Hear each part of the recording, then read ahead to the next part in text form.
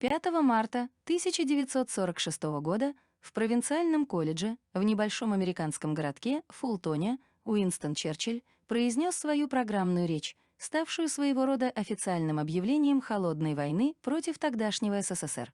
Речь не была изложением личной точки зрения. Черчилль, проживавший в ту пору, в течение длительного времени в штате Флорида, в Англии он оказался неудел после победы во Второй мировой войне, постоянно консультировался с тогдашним президентом США Трумэном и его окружением, уточняя общую позицию. Трумэн сам прилетел на ставшую знаменитой лекцию Черчилля и лично представлял его аудитории. Суть выступления сэра Уинстона заключалась в призыве ко всем англоговорящим странам и народам объединиться против главной угрозы миру, против СССР. Цинично говорилось, что Запад имеет огромное превосходство в оружии, в том числе владеет ядерными боеприпасами, и есть возможность продиктовать свои условия сосуществования, а если СССР откажется принять их, то вполне допустима превентивная война против строптивца. Он впервые тогда пустил в оборот выражение «железный занавес». Весной 1947 года президент США Гарри Трумэн, выступая перед Конгрессом, представил программу, получившую название «Доктрина Трумэна». В ней он противопоставлял американскую систему ценностей тоталитарным режимам, установившимся во многих странах после окончания войны, и призывал к сдерживанию коммунистической угрозы. Одним из главных инструментов данного сдерживания была финансовая поддержка лояльных государств. Данная позиция предполагала оказание экономической помощи европейским державам, формирование военно-политического блока под руководством США, размещение американских военных баз вдоль границы с Советским Союзом, поддержка оппозиционных сил в восточноевропейских странах, использование ядерного оружия. 1946-1991 годов, годы начала и конца Холодной войны. На протяжении этого периода конфликты между США и СССР то затухали, то вспыхивали с новой силой. Конфронтация между странами велась не открыто, а при помощи политических, идеологических и экономических рычагов влияния. Несмотря на то, что противостояние двух держав не вылилось в горячую войну, они все же принимали участие по разные стороны баррикад в локальных военных конфликтах. Карибский кризис, 1962 год. В ходе Кубинской революции в 1959 году власть в государстве была захвачена просоветски настроенными силами во главе с Фиделем Кастро. Опасаясь проявления агрессии нового соседа, президент США Кеннеди разместил ядерные ракеты в Турции на границе с СССР. В ответ на эти действия советский лидер Никита Хрущев приказал разместить ракеты на территории Кубы. В любой момент могла начаться ядерная война, однако в результате договоренности оружие было выведено с приграничных регионов обеих сторон. Берлинский кризис, 1961 год. По завершении Второй мировой войны Берлин был разделен на две части. Восточная принадлежала СССР, западная контролировалась США. Противостояние двух стран все больше возрастало, и угроза Третьей мировой войны становилась все более ощутимой. 13 августа 1961 года была возведена так называемая Берлинская стена, поделившая город на две части. Эту дату можно назвать апогеем и началом спада Холодной войны между СССР и США. Война во Вьетнаме, 1965 год. США развязали войну во Вьетнаме, разделенном на два лагеря. Северный Вьетнам поддерживал социализм, а Южный — капитализм. СССР негласно участвовал в военном конфликте, всячески поддерживая северян. Однако эта война вызвала небывалый резонанс в обществе, в частности в Америке, и после многочисленных протестов и демонстраций была прекращена. Отношения между СССР и США продолжали быть неоднозначными, и между странами еще не раз вспыхивали конфликтные ситуации. Однако во второй половине 1980-х, когда у власти в СССР стоял Горбачев, а США правил Рейган, Холодная война постепенно сошла на нет. Окончательное ее завершение произошло в 1991 году, вместе с распадом Советского Союза. Период Холодной войны был весьма острым не только для СССР и США.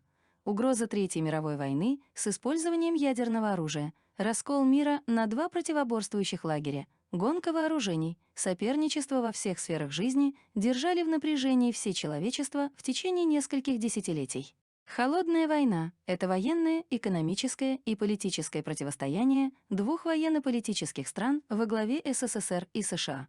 В прямом смысле войной это нельзя назвать, так как настоящего военного столкновения между участниками не было. Соперничество между двумя сверхдержавами сопровождалось гонкой вооружений, что периодически ставило мир на порог Третьей мировой войны. Кроме этого, большое значение придавалось идеологии. В противостоянии столкнулись коммунизм и капитализм. После окончания Второй мировой войны отношения между СССР и США начали сильно ухудшаться. В феврале 1946 года посол США в Москве Джордж Кеннон отправил в Вашингтон длинную телеграмму, в которой были обоснования невозможности дальнейшего сотрудничества с Советским Союзом. Началом Холодной войны можно назвать речь бывшего на тот момент премьер-министра Великобритании Уинстона Черчилля, произнесенную 5 марта 1946 года. В ней он обвинял Советский Союз в незаконной оккупации стран Центральной и Восточной Европы. Он заявил, что СССР стремится к неограниченному территориальному расширению, противостоять которому можно только при помощи ядерного оружия. Опасение у Черчилля вызывало и наличие коммунистических партий в западных странах, которые в нужный момент станут пятой колонной для Советов. Руководство СССР также с недоверием относилось к западным союзникам. Советская разведка доносила, что в Великобритании весной и летом 1945 года разрабатывалась операция под названием «Немыслимая», целью которой было вытеснение Красной армии из Восточной Европы. Во время Потсдамской конференции президент Гарри Трумэн намекнул Сталину о наличии у США атомной бомбы, а ее использование в Хиросиме и Нагасаки было воспринято в СССР не иначе как прямая угроза. 6 августа 1945 года США впервые в истории человечества применили ядерное оружие. Американский бомбардировщик Би-29 Энола Гэй сбросил атомную бомбу «Малыш» Little Boy на город Хиросима. Согласно данным советской разведки, осенью 1945 года в США началась разработка плана «Тоталити». Его целью было нанесение ядерного удара по крупнейшим городам Советского Союза. Эти события стали причиной Холодной войны между СССР и Западом. Весной 1947 года президент США Гарри Трумэн представил перед Конгрессом программу под названием «Доктрина Трумэна». В программе противопоставлялись американская система ценностей и тоталитарный режим. Трумэн призывал к сдерживанию коммунистической угрозы, а главным инструментом такого сдерживания была финансовая поддержка лояльных государств. В США был разработан план по оказанию помощи странам, пострадавшим во время войны. Изначально на конференцию в Париже были приглашены СССР и страны просоветской ориентации. Но узнав, что одним из главных условий плана было исключение государств-коммунистов, делегации Советского Союза с союзниками покинули заседание по указанию из Москвы. В ответ на это Советский Союз создал Коминформ, международную организацию для координации действий коммунистических партий Европы для эффективного противостояния влиянию США и стран Запада. К концу Второй мировой войны Соединенные Штаты обладали монополией на атомное оружие, что ставило их в выигрышное положение в случае военного конфликта. Советский Союз, в свою очередь, приложил все усилия, чтобы создать ядерный паритет, и 29 августа 1949 года на Семипалатинском полигоне было проведено первое успешное испытание советской атомной бомбы. Атомная бомба в СССР была создана 29 августа 1949 года, первый успешный запуск. Руководил проектом академик Игорь Васильевич Курчатов. Период разработки атомного оружия в СССР длился с 1942 года и закончился испытанием на территории Казахстана. Это нарушило монополию США на подобного рода вооружения, ведь с 1945 года единственной ядерной державой были именно они. Пиком противостояния США и СССР стала Корейская война в 1950-1953 годы. По итогам войны Корейский полуостров был разделен на два государства. Холодная оттепель после смерти и В. Сталина в марте 1953 года между СССР и США наметилось некоторое потепление в отношениях. Новый глава ЦК КПСС Н.С. Хрущев в 1955 году принял участие в Женевской конференции. Выступая на 20-м съезде КПСС, Хрущев заявил, что мирное сосуществование капиталистической и социалистической систем имеет место быть. В 1959 году Хрущев совершил поездку в США, после которой он восторженно отзывался о президенте Эйзенхауэре.